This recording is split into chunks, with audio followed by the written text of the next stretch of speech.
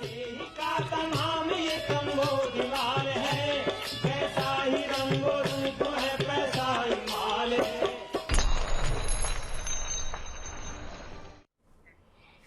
नमस्कार, मनी 9 के पसंदीदा कार्यक्रम मनी सेंट्रल में आप सभी का स्वागत है। मैं हूं विपुल सिंह। आपकी जेब से लेकर के देश की अर्थव्यवस्था तक असर डालने वाली तमाम महत्वपूर्ण खबरों को लेकर के हम पहुंच चुके हैं अपने स्टूडियो और इन खबरों के विश्लेषण के लिए हमारे साथ जुड़ चुके हैं वरिष्ठ आर्थिक पत्रकार पवन कुमार जी। पवन जी, बहुत बहुत स्वागत है आपका आज की चर्चा में जुड़ने के लिए। नमस्कार। नमस्कार। तो चलिए कार्यक्रम का आगाज़ करते हैं और पवन जी के साथ तमाम खबरों का विश्लेषण शुरू करें। उससे पहले जरा फटाफट आपको बता देते हैं कि आज के मनी सेंट्रल पे हम किन महत्वपूर्ण विषयों पे बात करने वाले हैं। नजर डालते हैं ऑन द शो पर। ऑन द शो में सबसे पहले बात करेंगे कि क्या क्विक कॉमर्स पर बिक रही है एक्सपायर ग्रोसरी। महत्वपूर्ण विषय, आपके हमारे घर से जुड़ा हुआ विषय, उनके स्वास्थ्य से जुड़ा हुआ विषय। क्या कुछ डिटेल है, थोड़ी देर में बताते हैं। क्या सभी दवाओं के पे लागू होगा QR कोड सिस्टम, क्या है ये खबर, और QR कोड किन दवाओं पर लागू होता है ये भी आपको बताएंगे थोड़ी देर में। EU में कार्बन टैक्स के खिलाफ भारत ने उठाई है आवाज़, इस खबर पर भी होगी विस्तार से चर्चा। इसके अलावा RBI ने NBFCs को किस बात के लिए जताया। NBFCs पर लगातार RBI की निगाहें बनी हुई हैं। आज की अपडेट अब से बस कुछ ही देर में आपके सामने होगी।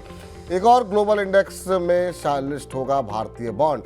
तो भारतीय बॉन्ड के लिए लगातार अच्छी खबरें निकल करके आ रही हैं 2024 में। क्या कुछ अपडेट्स है, थोड़ी देर में बताते हैं। क्या बढ़ने वाली है ओला इलेक्ट्रिक की मुश्किल। ओला इलेक्ट्रिक लगातार विवादों में फंसी हुई है, अभी की क्या अपडेट क्या है, थोड़ी देर में बताते हैं।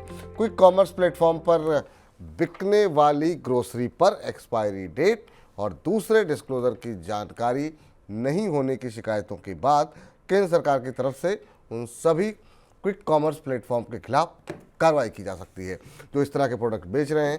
रिपोर्ट के मुताबिक सभी प्रमुख क्विक कॉमर्स प्लेटफॉर्म यानी ब्लिंकिट, स्विगी, इंस्टामार्ट और जेप्टो की तरफ से बेची जा रही ग्रोसरी पर एक्सपायरी डेट से जुड़ी जानकारी नहीं दी जा रही है।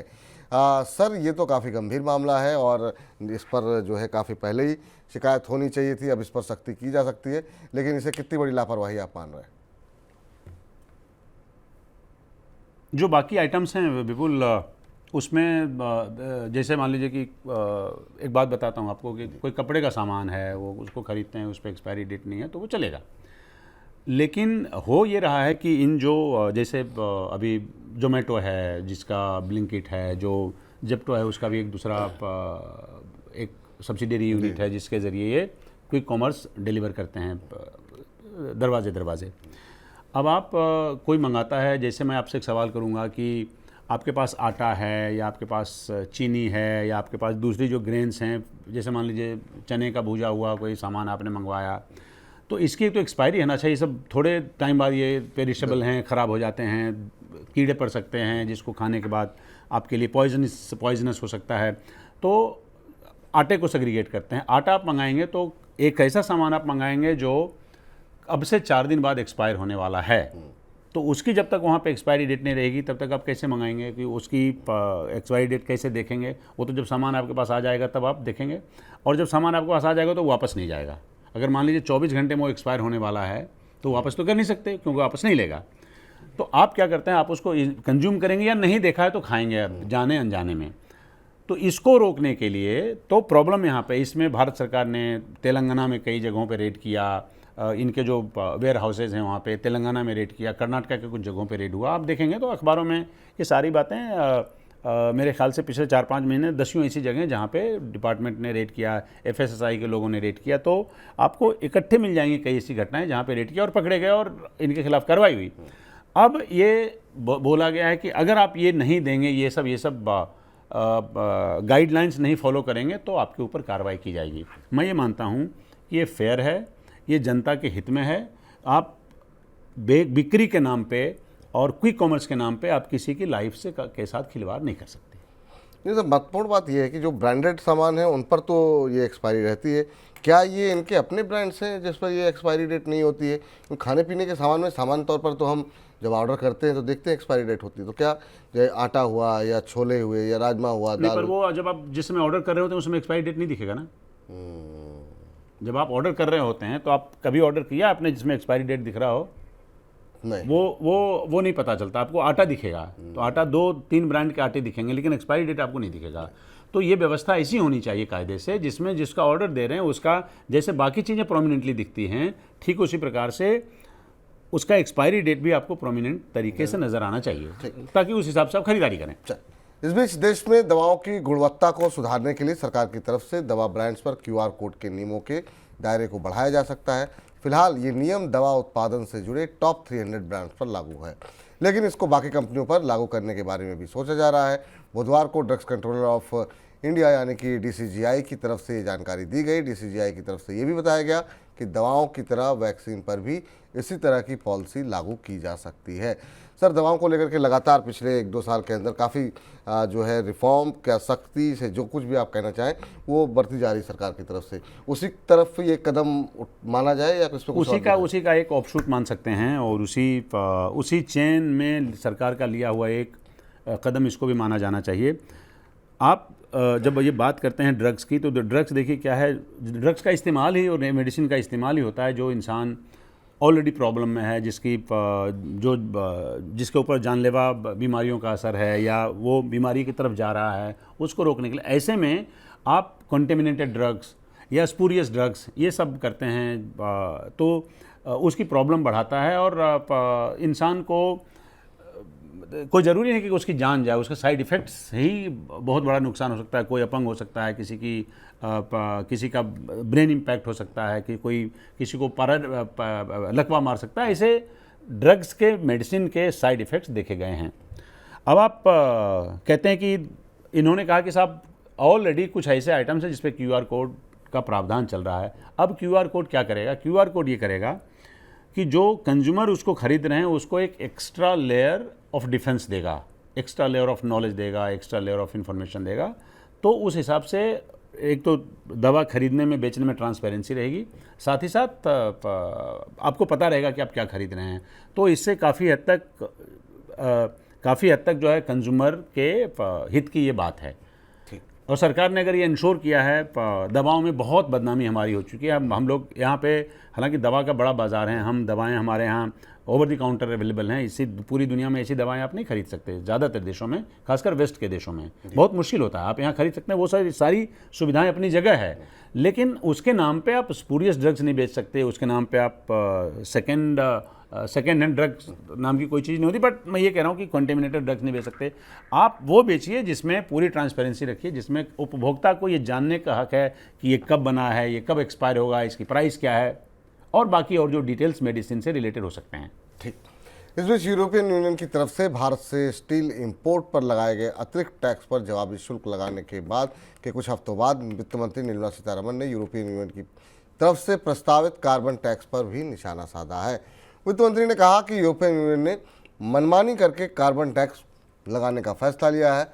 बुधवार को एक कार्यक्रम में भारत और यूरोपियन यूनियन के बीच मुक्त व्यापार समझौते पर चल रही बातचीत से जुड़े एक सवाल के जवाब में वित्त मंत्री ने बयान दिया। वित्त मंत्री ने बताया कि यूरोपियन यूनियन के साथ मुक्त व्यापार समझौते पर हो रही बातचीत के बावजूद कार्बन टैक्स से जुड़ी चिंताओं पर सरकार ने अपनी बातचीत वो रखती रहेगी। यूरोप में जनवरी 2026 से कार्बन टैक्स लगाने का प्रस्ताव है। सर, इस खबर को आप किस तरीके से देख रहे हैं, और क्या इसका असर जो FTA की बातचीत चल रही है उस पर भी पड़ सकता है क्या? ये बड़ा मुद्दा है विपुल। जो कार्बन बॉर्डर टैक्स, इसको शॉर्ट में हम लोग बोल सकते हैं, इसको ये बड़ा टेक्निकल टर्म, इसको बोलते हैं EU's Fit for 55 in 2030 package. EU's Fit for 55 in 2030 package, उसका मतलब ये हुआ कि बाय 55% ये जो ग्रीन हाउस गैस एमिशन है, cut by 55%, it has to be cut by 55% by 2030 compare to 1990 levels. तो उस सूरत में कार्बन बॉर्डर टैक्स जो है वो उनके हिसाब से वो बहुत सोच समझ कर उन्होंने लगाया है। हमारे डिप्लोमेसी के आधार पे हमारा एक कर्तव्य बनता रहता है कि हम वो, और एक्चुअली दिक्कत क्या है कि हमारा दबाव डालना उन पे बहुत ज़रूरी है। हमारा बहुत डैमेज होता है। अब भारत उन 8 देशों में है जो बहुत बैडली इम्पैक्टेड होने वाला है कार्बन बॉर्डर कार्बन टैक्स से। सीमेंट की बात कर लीजिए आप, दूसरे एल्यूमिनियम की बात कर लीजिए, स्टील की बात कर लीजिए, आयरन की बात कर लीजिए, ये जो मैन्युफैक्चरिंग जो प्रोडक्ट्स हैं जो हम ईयू को बहुत ज़्यादा सप्लाई करते हैं, जिसमें हमारा वॉल्यूम बहुत ज़्यादा है, वो सब इम्पैक्ट होगा। तो हमारा ये कहना है कि जो कार्बन टैक्स आप लाए हैं, देखिए दुनिया उस तरफ बढ़ रही है, जो कल एफएम ने इशारा किया वो इस बात की तरफ किया कि दुनिया जिस तरफ बढ़ रही है उसमें कार्बन टैक्स हमारे लिए ये नॉन टैरिफ बैरियर की तरह काम कर रहा है। दुनिया उस तरफ बढ़ गई है जहाँ पे जो टैरिफ है उससे आपका काम नहीं चल रहा है, या उससे आपकी बदनामी होती है, या उससे आप WTO में चले जाते हैं, आपका केस बिल्कुल ओपन एंड शट केस होता है, लागू किया तो कर दिया। तो क्या होता है कि ज़्यादातर देश इसकी आड़ में अब उन्होंने नॉन टैरिफ बैरियर लगा, ये उसका हिस्सा है। तो हमारे लिए चिंता का विषय यह है कि ये अगर रहेगा तो हमारी कंपनियों को एमिशन पे खर्चा होना और उससे प्रोडक्ट्स पे उसको फ़र्क पड़ना, उसका हमारा कम्पिटिटिवनेस कम हो जाएगा। तो ये सब करके हमारा बहुत डैमेज होगा। तो जो वित्त मंत्री जिस तरफ इशारा कर रही थी वो ये था कि आप इसको देखिए, सुनिए, कंसिडर करिए। उन्होंने जो डिफॉरेस्टेशन एक्ट है उसका भी एग्जांपल दिया। आप जब पूरा भाषण सुनेंगे तो खैर वो तो अभी 1 साल के लिए टल गया, वो तो शायद पटरी पे आ भी जाए 1 साल तक, क्योंकि जो ट्रेसेबिलिटी है उस पर काफ़ी काम जो कि यहाँ के एक्सपोर्टर्स हैं वो कर रहे हैं। जैसे मैं एक एग्जांपल आपको देता हूँ, जैसे मान लीजिए कि मीट वगैरह है जो एक्सपोर्ट होते हैं, उसकी ट्रेसेबिलिटी है कि कहाँ गया, लेदर कहाँ गया, लेदर कहाँ से आया, वो सब तो कर रहे हैं। लेकिन बाकी और एग्रीकल्चर प्रोडक्ट्स में वो सब में थोड़ी दिक्कत है, तो वो भी पटरी पे आ जाएगा। लेकिन ये कार्बन टैक्स जो है बड़ा हमला करेगा हमारे ट्रेड पे, हमारे एक्सपोर्टर्स पे। तो ये जो आपने कहा कि क्या ये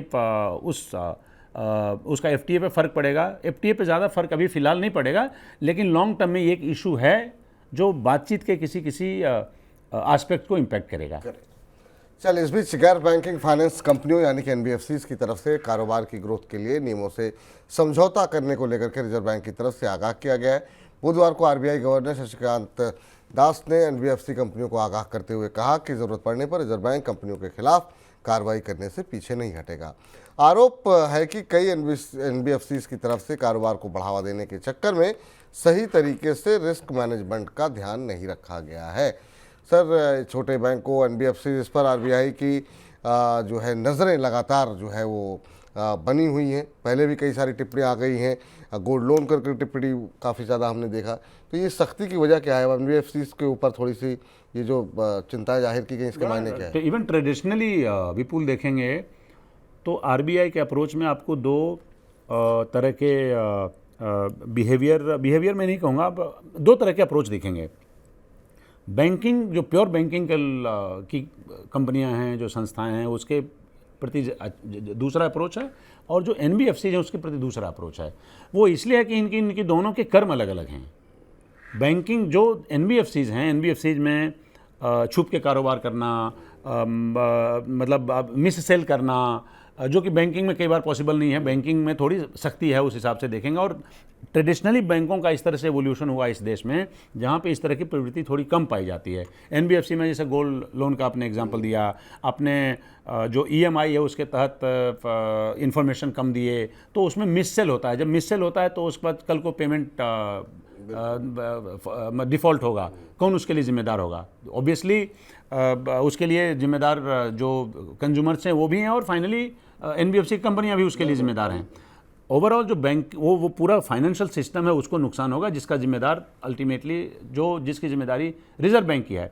अब जिस NBFC की बात कर रहे हैं, बेतहाशा ग्रोथ के चक्कर में आप अनाप शनाप पॉलिसी लेना, अनाप शनाप कंज्यूमर्स के नंबर बढ़ाना, वो सब तब आप करेंगे जब, क्योंकि आप अनफेयर ट्रेड प्रैक्टिसेस में आप जब चले जाते हैं, अनफेयर बैंकिंग प्रैक्टिसेस में, तो ये सब उसके खामियाजा है। तो RBI ने सचेत किया है कि हमारी नज़र है, आप ऐसा कर रहे हैं, ठीक हो जाइए। अब ठीक ये कितना होंगे वो तो भगवान ही मालिक है, आप भी जानते हैं, हम भी जानते हैं वो कितने ठीक होंगे, पर चलिए फिर भी कम से कम ये है कि RBI आगाह कर रही है कि जो इस तरफ आप जा रहे हैं ये अच्छी प्रवृत्ति नहीं है, कल को इसका खामियाजा भुगतना पड़ सकता है। इस बीच भारत सरकार के बॉन्ड्स अब एक और प्रतिष्ठित इमर्जिंग मार्केट इंडेक्स में शामिल होने जा रहे हैं। FTSE Russell ने कहा कि उसके इमर्जिंग मार्केट इंडेक्स में भारत सरकार के बॉन्ड्स की लिस्टिंग अगले साल सितंबर से शुरू हो जाएगी। इससे पहले इस साल जून में JP Morgan के इमर्जिंग मार्केट इंडेक्स में भारत के बॉन्ड्स पहले ही लिस्ट हो चुके हैं, और ब्लूमबर्ग के इंडेक्स में अगले साल जनवरी से ये लिस्टिंग होने जा रही है। विदेशी इंडेक्स में भारतीय बॉन्ड्स की लिस्टिंग से भारत में विदेशी निवेश बढ़ने की संभावना है। सर, आप कैसे देख रहे हैं इस खबर को? इससे क्या कुछ फ़ायदे हो सकते हैं? क्या मान के चलें कि वित्तीय आधार पर भारत की साख पहले से बेहतर हुई, जिसकी वजह से भारत के बॉन्ड्स को इतनी तरजीह दी जा रही है? मैं सिर्फ इस पे ये कहूँगा विपुल कि आप गवर्नमेंट बॉन्ड की बात करते हैं, उसको किसी इंडेक्स में जगह मिलना, ये भारत सरकार के जो बॉन्ड हैं उसमें भरोसा जताने के बराबर है। जब आप बॉन्ड में भरोसा जताते हैं तो कायदे से आपका इकोनॉमिक ग्रोथ में भरोसा है, कायदे से आपका रोबस्ट ग्रोथ में भरोसा है, कायदे से उस देश के फाइनेंशियल सिस्टम में भरोसा है। तो ऐसी एक जगह और जगह मिली है, तो वो इस बात का द्योतक है कि थोड़ा और जो हमारा सिस्टम है उसमें डेप्थ आएगा, हमारी क्रेडिबिलिटी बढ़ेगी, हमारा रिकग्निशन बढ़ेगा। तो अब तीसरी दफ़ा ये हुआ है जो आप कह रहे हैं, तो ये अच्छी बात है हमारी इकोनॉमी के लिए। इससे बात अच्छी का और हो सकती है। बिल्कुल। इस बीच इलेक्ट्रिक टू व्हीलर्स बनाने वाली कंपनी ओला इलेक्ट्रिक की मुश्किलें अब बढ़ सकती हैं। खराब सर्विस को लेकर सोशल मीडिया पर ट्रोल होने के बाद सरकार ने ओला इलेक्ट्रिक को लेकर के कार्रवाई की शुरुआत कर दी है। भारी उद्योग मंत्रालय ने देश के ऑटोमोटिव रिसर्च इंस्टीट्यूट यानी कि ARAI को ये निर्देश दिया है कि शिकायतों के बाद ओला इलेक्ट्रिक को भेजे गए कारण बताओ नोटिस का संज्ञान ले और ये पता करे कि कंपनी की तरफ से सरकार की फेम और PM ई ड्राइव योजनाओं के नियमों में कहीं उल्लंघन तो नहीं किया जा रहा है। ओला इलेक्ट्रिक ने इन योजनाओं का फ़ायदा उठाते हुए इलेक्ट्रिक गाड़ियों के उत्पादन के कारोबार में एंट्री ली थी। सर, ओला की क्या मान के चलें कि अभी मुश्किलें और ज़्यादा बढ़ने वाली हैं? नहीं, देखिए, जब ओला को CCPA ने जब नोटिस दिया, जो कंज्यूमर प्रोटेक्शन अथॉरिटी है, तो मैं उस बात से बिल्कुल मुतमईन नहीं था कि ये एक ऐसी कार्रवाई है, क्योंकि CCPA की जितनी हैसियत है, CCPA की उसका जितना फैलाव है और जो वो बाइंडिंग होता है, एडवाइजरी है, क्या है, वो सब इतना इफ़ेक्टिव नहीं है मेरे हिसाब से। अब सीधा जो हैवी इंडस्ट्री मिनिस्ट्री का जिसका नाम आपने लिया, ऑटोमोटिव रिसर्च इंस्टीट्यूट यानी ARAI, ये हैवी मिनिस्ट्री ने इसको संज्ञान लिया, हैवी मिनिस्ट्री ने। तो मैं इसको मानता हूँ कि ये जेन्युइन सरकार का कंसर्न है, सरकार के लिए भी इमेज की बात है, सरकार की इज्जत की बात है। कहीं ऐसा ना हो कि कल को ये मैसेज जाए कि भाई सरकार की तो कोई बात ही नहीं मान रहा है, जिसको जो मर्जी आ रही कर रहा है। खासकर आप इलेक्ट्रिक व्हीकल्स के सेगमेंट में, जहाँ पे सरकार का ऑलरेडी सरकार का समर्थन मिल रहा है, सरकार की तरफ से सब्सिडी है, उसके तरह मिला हुआ है। तो जब आप ये कहते हैं तो आपको ये लगता है कि अगर सरकार संज्ञान में नहीं ले रही है, इसका मतलब सरकार का इसको श्राप प्राप्त है। ऐसी सूरत में जब इन्होंने हैवी मिनिस्ट्री ने अगर लिया है संज्ञान में, तो मैं ये मानता हूँ कि ये दिखाता है कि सरकार इस मामले में थोड़ी और ट्रांसपेरेंसी चाहती है और ये दिखाना चाहती है कि हम हाथ पे हाथ रखकर बैठे नहीं हैं, हमें पता है कि प्रॉब्लम क्या है, हम देख रहे हैं कि कहीं कोई उल्लंघन तो नहीं हुआ फेम स्कीम जो था उसके तहत। तो इसलिए ओला के केस में भी सरकार बिल्कुल सचेत है, ये एक मैसेज देने का प्रयास है। तो मैं जो कंज्यूमर प्रोटेक्शन अथॉरिटी ने जो स्टेप लिए हैं, मैं उसके बाद का एक स्टेप और उससे ज़्यादा प्रभावी स्टेप इसको मानता हूँ। ठीक सर, लेकिन सवाल यहाँ पर ये उठता है सर कि आप ओवरऑल जो है भविष्य कैसे देख रहे हैं इलेक्ट्रिक व्हीकल, क्योंकि एम्बिशियस प्लान सरकार की तरफ से तो है, लेकिन अगर इस तरीके से लोगों की शिकायतें जो है आएंगी टू व्हीलर्स को या किसी भी मैन्युफैक्चर की तरफ से, कंज्यूमर को अगर दिक्कत आ रही है, फिर इंफ्रास्ट्रक्चर को लेकर के जो हमारे देश में व्यवस्था है कि चार्जिंग स्टेशन उतने ज़्यादा नहीं है, आपको लगता है कि जो योजना है इलेक्ट्रिक व्हीकल को लेकर के उसको मूर्त रूप देने में अभी लंबा समय लग सकता है, कम से कम भारत के? हमारी जो समस्या है विपुल, वो ये कि पहले हम मोहल्ला बनाते हैं, फिर उसके बाद सड़क बनाते हैं, फिर उसके बाद बिजली लगाते हैं और फिर उसके बाद हम सीवेज पाइप बिछाते हैं। ये थर्ड वर्ल्ड की टिपिकल प्रॉब्लम है। हमारे यहाँ वो प्रॉब्लम सबसे ज़्यादा है। तो क्या होता है कि पहले हम गाड़ी ले आएंगे, उसके बाद सड़क बनाएंगे, फिर उसके बाद उसमें बैटरी का इंतजाम करेंगे, फिर उसके बाद बैटरी जैसे पेट्रोल पंप लगाते हैं उस तरह से बैटरी के स्टेशन लगाएंगे। ये पहले आपको बेसिक इंफ्रास्ट्रक्चर क्रिएट करने की ज़रूरत है, उसके बाद आप इलेक्ट्रिक व्हीकल्स के मामले में मुझे लगता है कि एकाएक ऐसा विस्फोट हुआ है कॉन्सेप्ट के लेवल पे भी और ऑपरेशन के लेवल पे भी और प्लानिंग के लेवल पे, कि सरकार को ये समझ नहीं आया कि हम कैसे इसके साथ कमेंसुरेट करें। अब जब सब कुछ हो गया है तब आप कह रहे हैं कि साहब अच्छा वो बैटरी के स्टेशन कम पड़ रहे हैं, साहब वो बेसिक इंफ्रास्ट्रक्चर कम है, तो इसका खामियाजा इलेक्ट्रिक व्हीकल्स के सेगमेंट को आगे चल के भुगतना पड़ेगा। अभी अगला 2 साल इंपॉर्टेंट है जहाँ पे अभी और फजीहत होनी है इलेक्ट्रिक व्हीकल्स के सेगमेंट को रेपुटेशन के तौर पे। अच्छा, चलिए, तो अब ये फिलहाल थोड़ा सा और लंबा समय लग सकता है। हालांकि इस तरह की चीज़ें निश्चित रूप से थोड़ा सा, बल्कि जो कंज्यूमर है उनका भी उत्साह थोड़ा ठंडा करती हैं। पहुंच जाए आज की चर्चा में आप जुड़े, तमाम खबरों का आपने विश्लेषण किया, बहुत बहुत शुक्रिया, बहुत बहुत धन्यवाद आपका। तो चलिए, मनी सेंट्रल को यहीं पर समाप्त करते हैं, लेकिन आप लगातार मनी 9 के साथ बने रहिए। मुझको फिलहाल के लिए दे दीजिए इजाज़त, नमस्कार। ऐसे ही का तमाम ये कमोद लाल है, कैसा ही रंगो